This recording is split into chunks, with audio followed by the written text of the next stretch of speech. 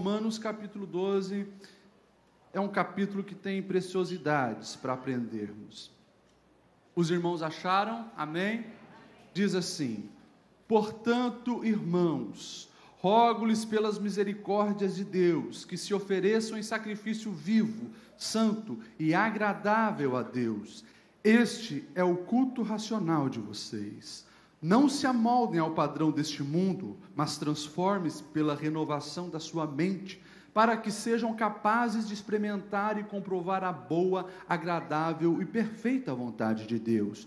Por isso, pela graça que me foi dado, digo a todos vocês: ninguém tenha de si mesmo um conceito mais elevado do que deve ter, mas, ao contrário, tenha um conceito equilibrado, de acordo com a medida da fé que Deus lhe concedeu. Assim como cada um de nós tem um corpo com muitos membros, e esses membros não exercem todos a mesma função, assim também em Cristo nós, que somos muitos, formamos um corpo, e cada membro está ligado a todos os outros.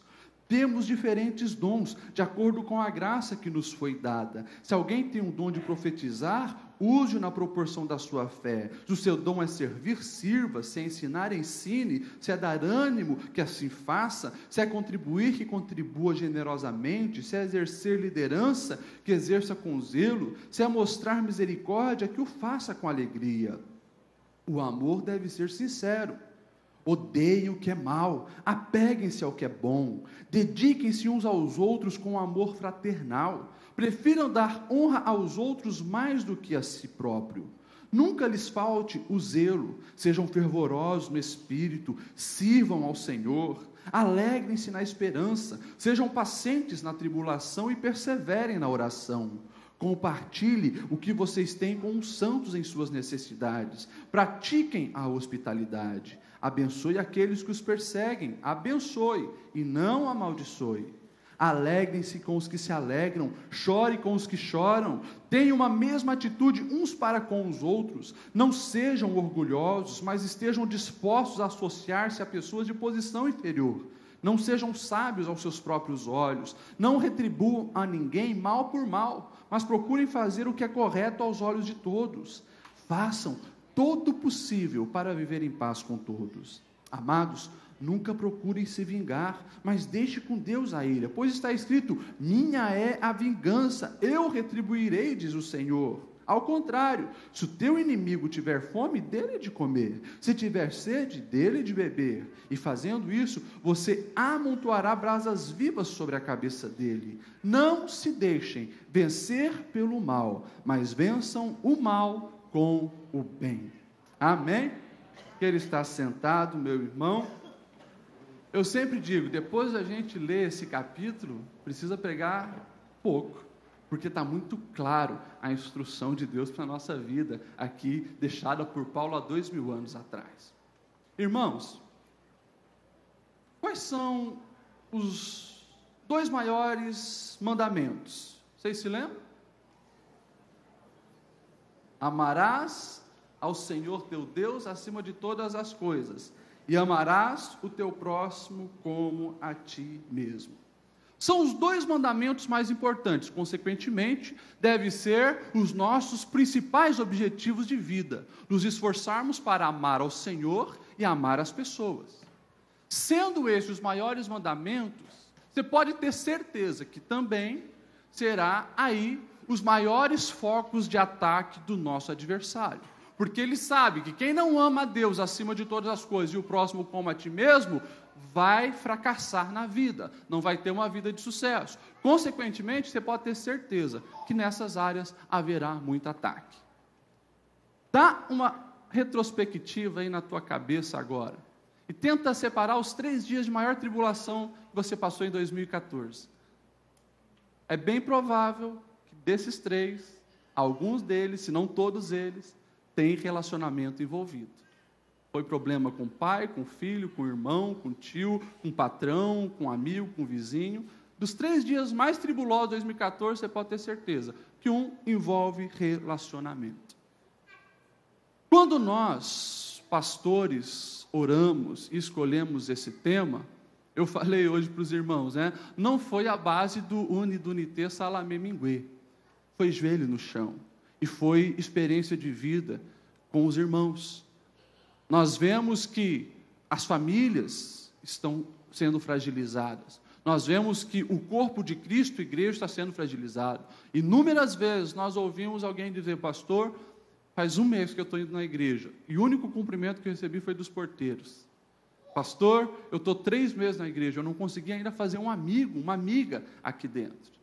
Então, esse tema nasceu no coração de Deus, porque a igreja de Blumenau é chamada para avivamento, para mudar essa cidade, e nós precisamos urgentemente fortalecer os relacionamentos. Quando nós pegamos a carta de Paulo, você vai ver Paulo ministrando principalmente o plano da salvação até o capítulo 11. Paulo fala de justiça de Deus, Paulo fala de eleição, Paulo fala da graça, Paulo fala do pecado, Paulo fala de muitas coisas mostrando o agir de Deus e o plano perfeito de Deus. Você vai ver no capítulo 12, ele mais ou menos se para e ele diz: agora vocês que receberam a graça de Deus, vocês precisam entender o que vocês precisam fazer para expandir o reino, para viver o reino, para deixar que a graça flua em atitudes na vida de vocês.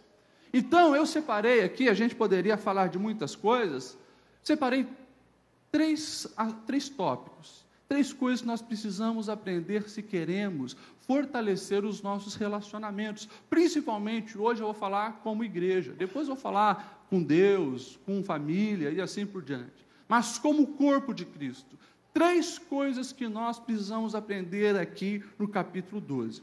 A primeira delas, nós precisamos entender que a responsabilidade pelo fortalecimento do corpo de Cristo, igreja, é minha, é sua. Dá uma olhada para quem está do seu lado aí e fala para ele: ó, a responsabilidade é sua. Olha bem no olho, bem sério para ele assim.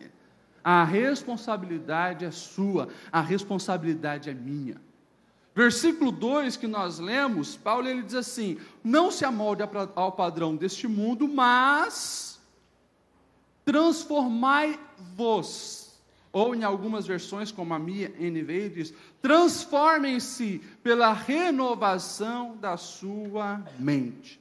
Ou seja, Paulo, ele deixa bem claro que nós devemos fugir do padrão do mundo, não é mais o nosso modelo, mas nós que antes éramos egoístas, nós que antes pensávamos só em nós que antes pensávamos apenas em construir a nossa vida, ele diz: vamos transformar, renova a sua mente, porque no reino de Deus a coisa é diferente, no reino de Deus a coisa muda.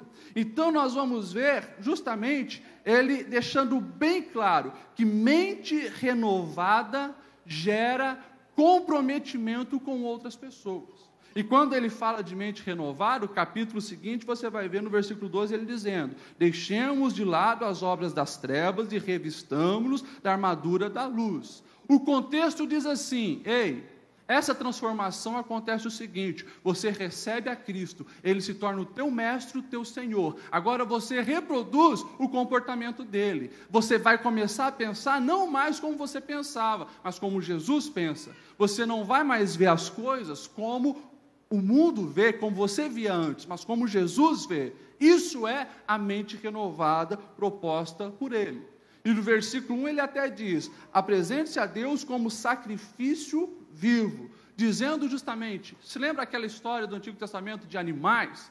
Com Cristo acabou, o Cordeiro perfeito foi imolado, não precisa mais agora, que outro ser, um animal vai lá para agradar o Senhor. Vocês agora, aceitando essa graça, são os sacrifícios que Deus quer ver. Como? Através da obediência à palavra, através da reprodução do comportamento de Cristo na vida de vocês.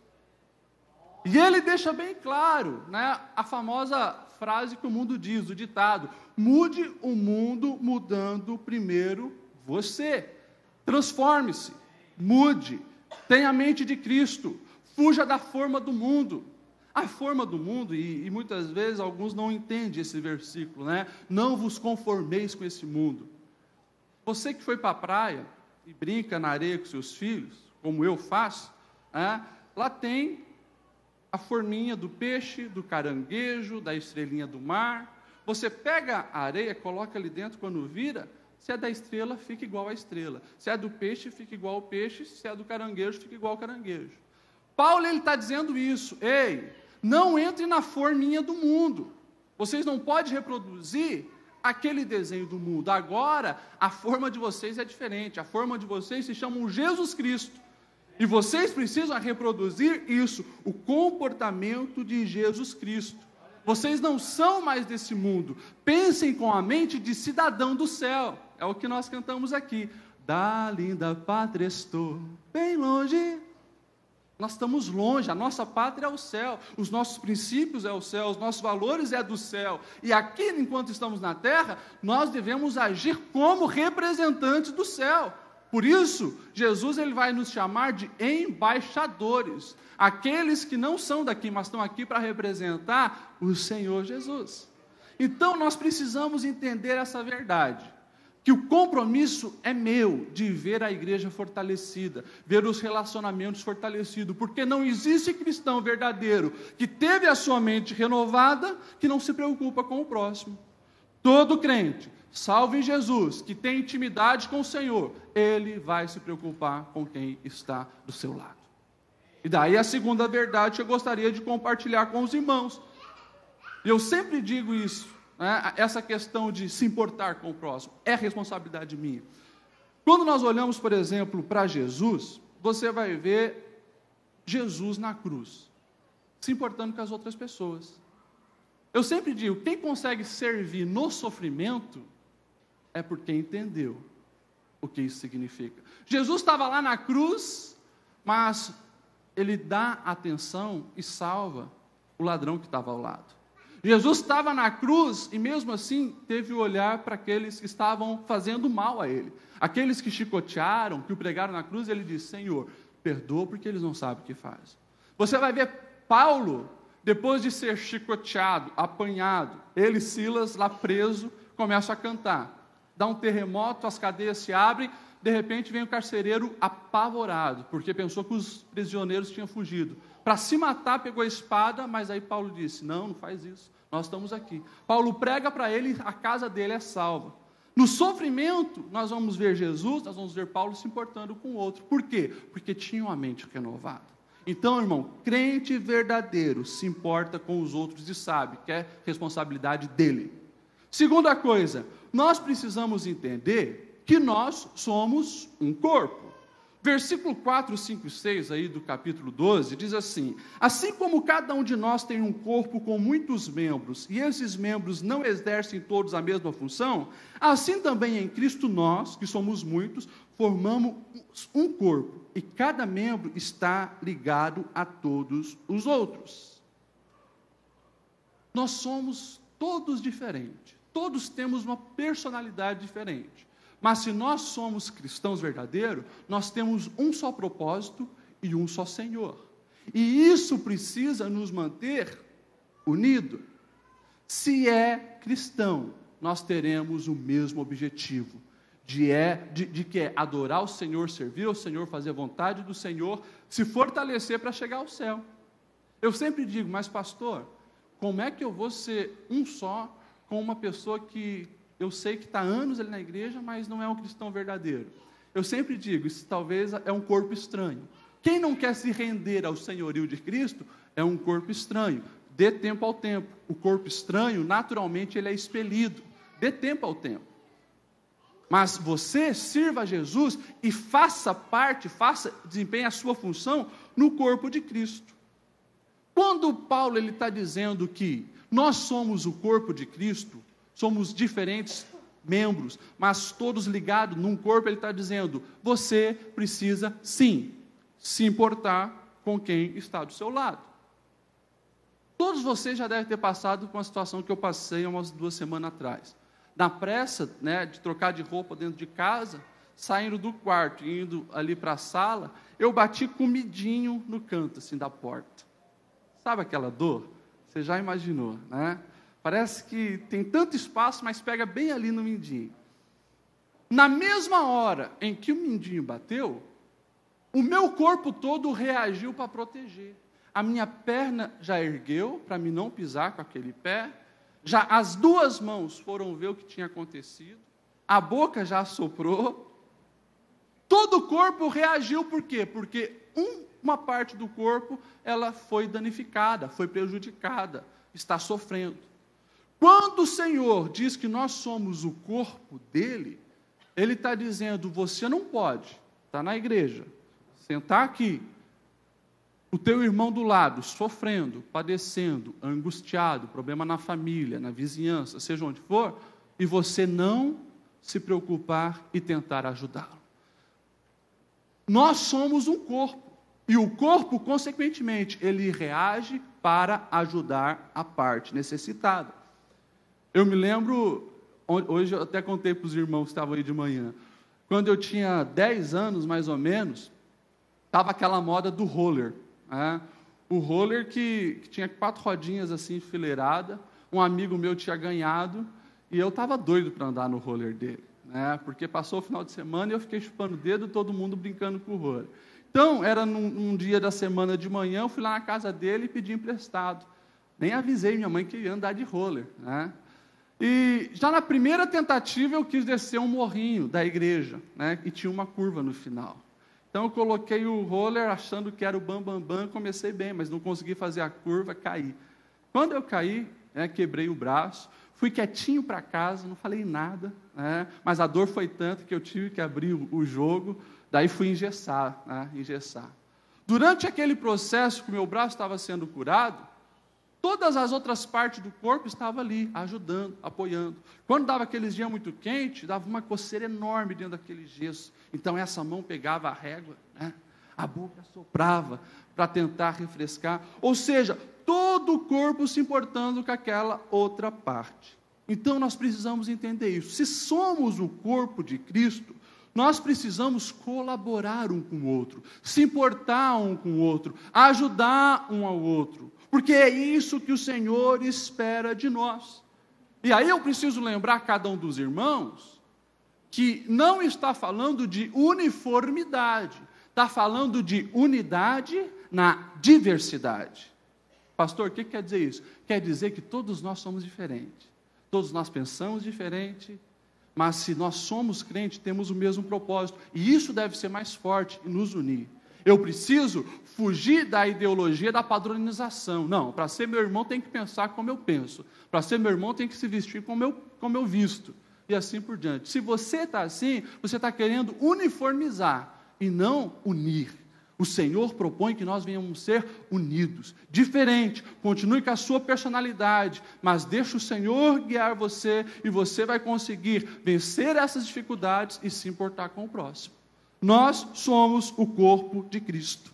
E a terceira verdade, além de, a primeira verdade, falamos sobre entender que a responsabilidade é nossa, é de cada um. Precisamos entender que somos o corpo de Cristo. E a terceira verdade, nós precisamos, depois de tudo isso, praticar o amor verdadeiro.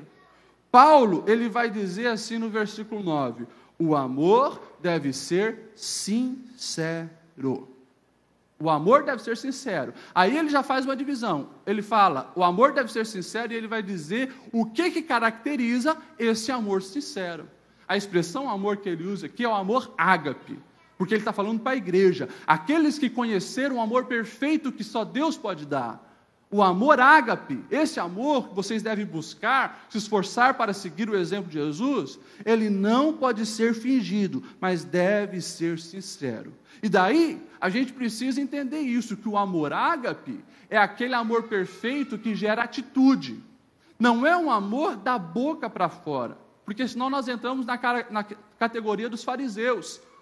Jesus falava para os fariseus, usou uma passagem do Antigo Testamento, pegou uma fala que o profeta Isaías estava falando e reproduziu na vida dos fariseus, dizendo, esse povo me honra com os seus lábios, mas o seu coração está longe de mim. Por quê? Porque as atitudes dele não mostravam que era alguém que realmente amava de verdade. E nós então precisamos praticar o amor. Daí agora, se prepare para levar umas cacetadas, irmão. Porque olha só o que Paulo diz. Versículo 10 e versículo 13. Ele fala sobre o altruísmo. ele diz assim: dediquem-se uns aos outros com amor fraternal. Versículo 13: compartilhe o que vocês têm com os santos em sua necessidade. Pratiquem a hospitalidade. No versículo 10 eu acho muito forte essa palavra que ele usa. Dediquem-se uns aos outros. Se dedicar é se colocar ao serviço de. Ele está dizendo: ei, para de pensar só em si. Se dedique também ao próximo, ao interesse do próximo que está aí com você. Isso aqui é difícil para a nossa geração. Nós somos a geração mais narcisista que eu acho que já passou na face da Terra. Revista Times, de maio de 2013, ela lançou uma matéria de capa com o título The Me Generation, a geração eu. E dentro da revista, os dados diziam que nunca houve uma geração com um índice tão alto de egocentrismo. Pessoas que não se engajam nas questões sociais. E falavam, uma outra expressão que diz que eles estavam alienados em si mesmo. Essa é a nossa geração. Uma geração cega, uma geração que só olha para o seu umbigo, uma geração que está presa a si mesmo e foge totalmente da proposta cristã para cada um de nós. O Senhor diz, através da boca de Paulo: dediquem-se uns aos outros, estenda a mão, não pense só em você mesmo, seja altruísta. E daí, versículo 13, ele diz bem claro: se você está vendo alguém na igreja, passando necessidade, seja qual for a área, ajude, faça alguma coisa. Se ela perdeu a moradia, ele diz: seja hospitaleiro.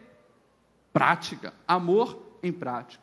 Não vai ter tempo da gente destrinchar todos os textos. Depois ele vai dizer, além do altruísmo, sobre a valorização de pessoas. O amor verdadeiro, ele faz você valorizar pessoas. Olha o que ele diz, continuação do versículo 10. Prefiram dar honra aos outros mais do que a si mesmo. Irmãos, você já viu as discussões dos dias de hoje, numa roda de amigos? É todo mundo querendo dizer que tem o carro melhor, que torce para o melhor time, é todo mundo querendo dizer que a família dele é a melhor, tudo dele é melhor, as roupas são melhores, os sapatos são melhores, a maioria do povo é assim, querendo se gloriar, valorizando a si mesmo. Nós temos esse defeito de hiperbolizar os defeitos dos outros e deixar de uma maneira macro as nossas virtudes. E daí a gente faz o inverso conosco. A gente minimiza os nossos defeitos e deixa macro os defeitos dos outros. Nós precisamos fugir disso. É tolice você querer se achar melhor do que outra pessoa. Eu sempre digo, e aqui o versículo 3 deixa bem claro, Paulo ele diz assim: por isso, pela graça que me foi dada, digo a todos vocês, ninguém tenha de si mesmo um conceito mais elevado do que deve ter. Eu acho legal porque ele começa falando da graça. Ou seja, quem tem um encontro com a graça de Deus, quem chega diante desse Deus e vê quem é esse Deus, se sente isso aqui. E vai entender que não é nada, só é alguma coisa quando passa a estar no colo, nos braços desse Deus. Não tem como você se achar o bonzão, a boa zona, melhor do que todo mundo, se você tem relacionamento com Deus. E a gente precisa fugir disso. Quando Paulo, ele está escrevendo ali no versículo 16, que nós lemos, ele diz assim, olha, tenham uma mesma atitude uns para com os outros, não sejam orgulhosos, mas estejam dispostos a associar-se às pessoas de posição inferior, não sejam sábios aos seus próprios olhos. Ele está dizendo, eu gosto da versão, a mensagem que diz assim, não associar-se, para associar-se com pessoas inferiores, ela diz assim, procure fazer amizades com os pobres, com as pessoas simples. Procure fazer amizade com aqueles que você sabe que não pode te oferecer nada. É isso que ele está falando. Não podemos fazer distinção. Esse está dentro do meu grupo, esse está fora. Se nós somos corpo de Cristo, não podemos desprezar ninguém. todos somos iguais perante o Senhor, todos têm o mesmo valor perante o Senhor. Era isso que chateava a igreja, os ricos em relação à igreja no primeiro século. No primeiro século, a igreja ela começou a expandir muito entre os pobres e os escravos. Dentro da cultura romana e da aristocracia romana, ficou conhecida como uma religião de escravo, porque os ricos se bloqueavam quando ouvia dizer que esse Deus dos cristãos considerava todos iguais. Não tinha rico, não tinha pobre, não tinha escravo, não tinha livre, não tinha gentil, não tinha judeu. Todos eram iguais perante esse Deus. Então os ricos não aceitavam isso. Mas os pobres começaram a ver a esperança gloriosa, aonde o Senhor tinha colocado todos no mesmo nível. E o próprio Paulo vai deixar isso bem claro: todos pecaram, rico, pobre, gordo, magro, alto, baixo, todos pecaram, e separados estão da glória de Deus. Paulo, ainda orientando os Gálatas, ele diz assim sobre esse assunto: todos vocês são filhos de Deus mediante a fé em Cristo Jesus, pois os que foram em Cristo batizados revestiram. Então não há judeu nem grego, nem escravo, nem livre, nem homem nem mulher, pois todos são um em Cristo Jesus. Quer fortalecer relacionamento de 2015? Para com essa ideia de preconceito, de discriminação. Você está na igreja, todos nós somos corpo de Cristo. O irmão que você olha e não dá nada, ele é extremamente importante no corpo, no reino, tem valor. Então renova a sua mente, pensa como Cristo e começa a ver valor nas pessoas. Depois, Paulo ele vai dizer uma outra característica do amor verdadeiro, e eu acho fantástico, quando aqui no meio, ele está falando dos relacionamentos com a pessoa. No versículo 11, bem no meio, ele diz assim, olha, nunca te falte o zelo, mas sejam fervorosos no Espírito e sirvam ao Senhor. Eu entendo que isso aqui está aqui porque ele diz, vocês são gente, e muitas vezes vocês não vão conseguir agir da maneira que vocês devem agir como cristão. Por isso, nunca abram mão da fonte, mas sejam zelosos em manter a busca espiritual de vocês na oração, na leitura da palavra. É buscando na fonte do amor ágape que você vai conseguir reproduzir o amor ágape. E isso precisa ficar claro para cada um de nós, buscar com zelo. Eu falei para uns irmãos dizendo que a nossa cultura sulista e blumenauense, geralmente, quem nasceu aqui tem um zelo muito grande pelo trabalho, e a pessoa que não gosta de atrasar, que gosta de cumprir os horários, se preciso for, ela excede às vezes, faz mais hora extra, mas não gosta de ficar devendo hora. Zelo, tem zelo pelo trabalho. Nós precisamos entender que o nosso zelo pelas coisas espirituais precisa ser muito mais do que isso. Se você acorda cedo, se você é fiel no seu trabalho, e deve ser, para ser um exemplo, você precisa ser muito mais nas coisas espirituais. Por que você não tem tal zelo na tua leitura bíblica, de todo dia separar meia hora, 1 hora? Por que você não é zeloso na oração? Paulo está puxando a orelha dos romanos, dizendo, sejam zelosos, mantenham esse fervor, não percam o primeiro amor, que é assim que vocês vão conseguir fortalecer o relacionamento e praticar o amor ágape na vida de vocês. Amém, irmãos? Versículo 15, ele diz assim, alegrem-se com os que se alegram e chorem com os que choram. Ele está falando o quê? O amor verdadeiro, ele tem empatia. Empatia de você sentir o que o outro sente. E eu gosto muito dessa expressão que ele diz, alegrem-se com os que se alegram, chorem com os que choram, ou seja, ele não fala de algo que é para o futuro, e nem de algo que passou, é algo que deve ser contínuo na vida do verdadeiro cristão. Se alegre com os que se alegram e chore com os que choram. Pastor, o que é mais fácil? Chorar com os que se alegram, com os que choram, ou se alegrar com os que se alegram? É muito mais fácil chorar com os que choram. Nós somos emotivos. Final agora do ano, eu chorei na frente da televisão. Nem conhecia as pessoas, mas quando passou aquela história daquela família que perdeu os 3 filhos eletrocutados aqui em Santa Catarina, aquilo lá me doeu o coração e pensando no sofrimento dos pais. Eu chorei na frente da televisão, sem conhecer as pessoas. A gente ainda sente quando os outros estão sofrendo. Agora, é muito mais difícil você se alegrar pela promoção do seu colega de trabalho. É muito mais difícil você se alegrar pelo carro novo do seu vizinho. É muito mais difícil. Por quê? Porque, às vezes, a inveja do velho homem, da mente antiga, quer reinar, quer dominar o seu coração. Mas em Cristo, bebendo na fonte do amor ágape, nós conseguimos a empatia. E a gente, praticando a empatia, nós fortalecemos o relacionamento. Depois você vai ver Paulo falando sobre a vingança. E ele, sabendo, eu acho que era um problema da humanidade, querer sempre se vingar, ele gasta alguns capítulos para falar sobre isso. No 14 ele já diz: abençoe os que vos perseguem. Abençoe e não amaldiçoe.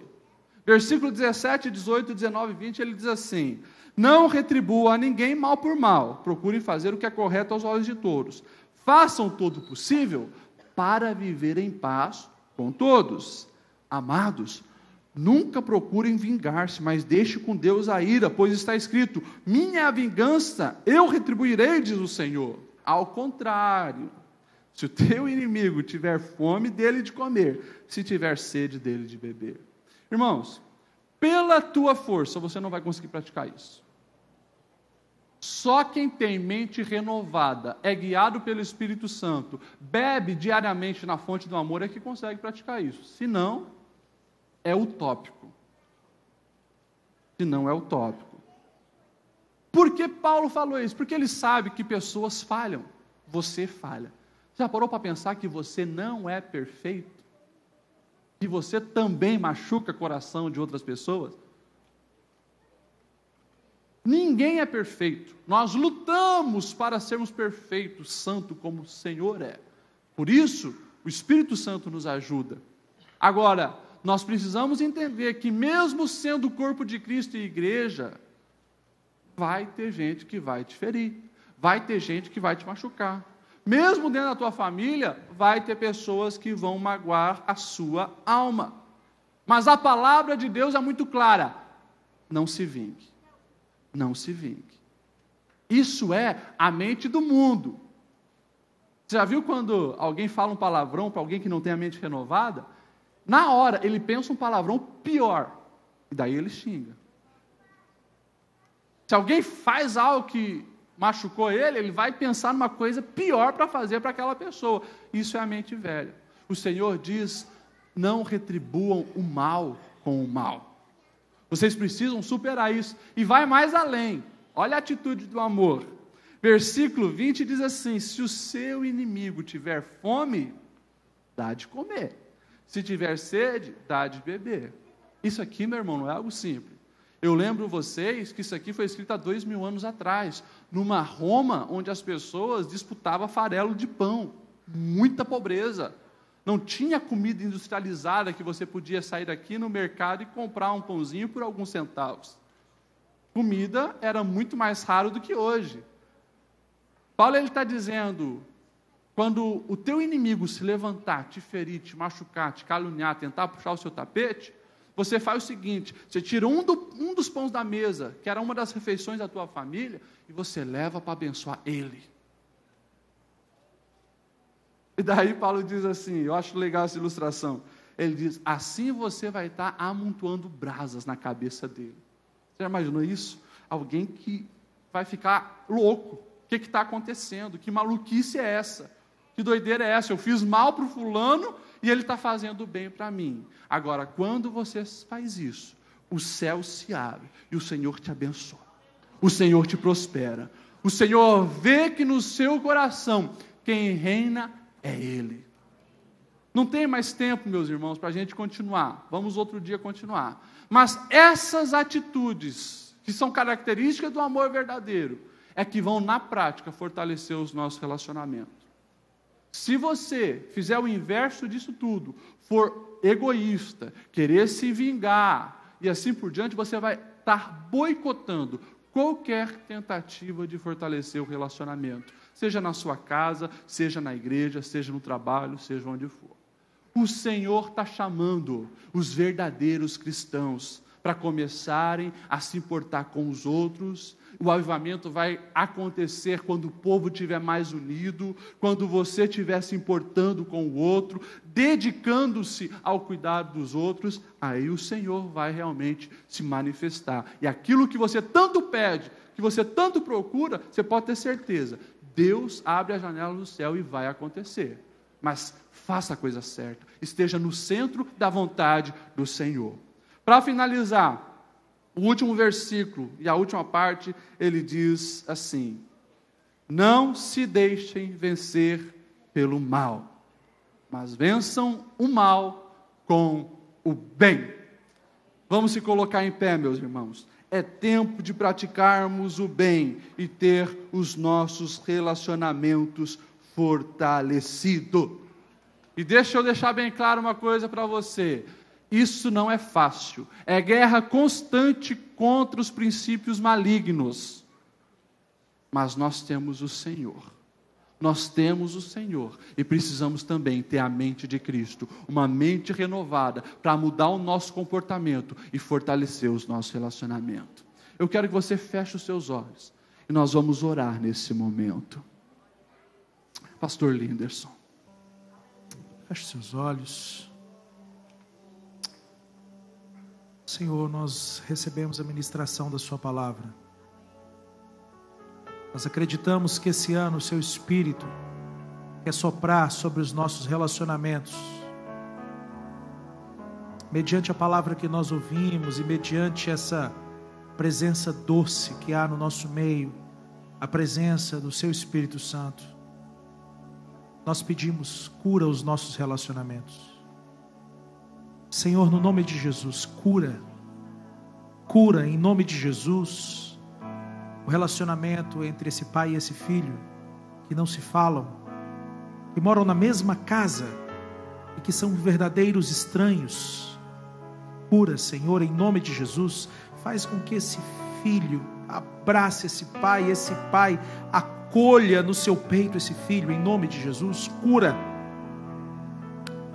Senhor, no nome de Jesus Cristo, essa filha e essa mãe, que se tornaram verdadeiras inimigas dentro de casa, levadas por uma mentalidade de competição, lutando por espaço. Senhor, no nome de Jesus Cristo, quebra essas fortalezas espirituais. Faça com que essa mãe e essa filha sejam as melhores amigas, sejam confidentes, ó Deus, em nome de Jesus. Esse cônjuge, esse esposo, essa esposa, que perderam completamente a sensibilidade um com relação ao outro, que não conseguem mais ouvir um ao outro, esse esposo, essa esposa, cujos corações se distanciaram tanto, cura em nome de Jesus, cura em nome de Jesus, cura em nome de Jesus, em nome de Jesus, Senhor, fortaleça os nossos relacionamentos, encha-nos em nome de Jesus com teu Espírito, ó Jesus Cristo, de forma que nós sejamos orientados pela tua mente, e a gente abandone completamente essa vontade que nós temos de ter razão em tudo. Senhor, em nome de Jesus, que no momento em que a gente precisar ter razão, que no momento em que nós nos prepararmos e nos amarmos com os argumentos, o teu Espírito Santo nos convença a simplesmente relevar, e a perdoar, e a amar, em nome de Jesus Cristo, Senhor. Aquele coração que ainda sofre com a mágoa, com a raiz de amargura, que não conseguiu ainda olhar para aquela pessoa que lhe fez mal, sem lembrar de todas aquelas cenas, de toda aquela traição, de todo aquele abuso. Como disse o pastor Letiel, é necessário um milagre nessa hora. Então nós pedimos, faça esse milagre, em nome de Jesus, cura a raiz de amargura, liberta pessoas aqui essa noite, Senhor, em nome de Jesus Cristo, para viverem uma nova dimensão de relacionamentos. Capacita-nos a perdoar, a perdoar. Nós queremos, como igreja, sermos ministros de perdão onde nós estivermos. Ah, Senhor. E aí, em todas essas coisas, a tua palavra que diz que eles vão reconhecer que nós somos seus discípulos se nós amarmos uns aos outros. Quando todas essas coisas acontecerem em nós, eles vão olhar essas boas obras e vão glorificar o nosso Pai que está nos céus. Sara relacionamentos aqui. Sara relacionamentos aqui. Em nome de Jesus Cristo, quem sabe essa noite ainda, pessoas precisam chegar na sua casa e pedir perdão para o seu cônjuge, para os seus filhos. Quem sabe ainda essa noite, Senhor, nós pegaremos o telefone, ligaremos para aqueles que estão distantes de nós, e nós liberaremos perdão, e nós pediremos perdão, e nós seremos curados. Faça esses milagres em nós, Espírito Santo. Já que a tua palavra foi semeada, faça esse milagre para essa palavra germinar no nosso coração, germinar no nosso entendimento. E em tudo isso, o seu nome mesmo vai ser glorificado. Em nome de Jesus oramos, amém.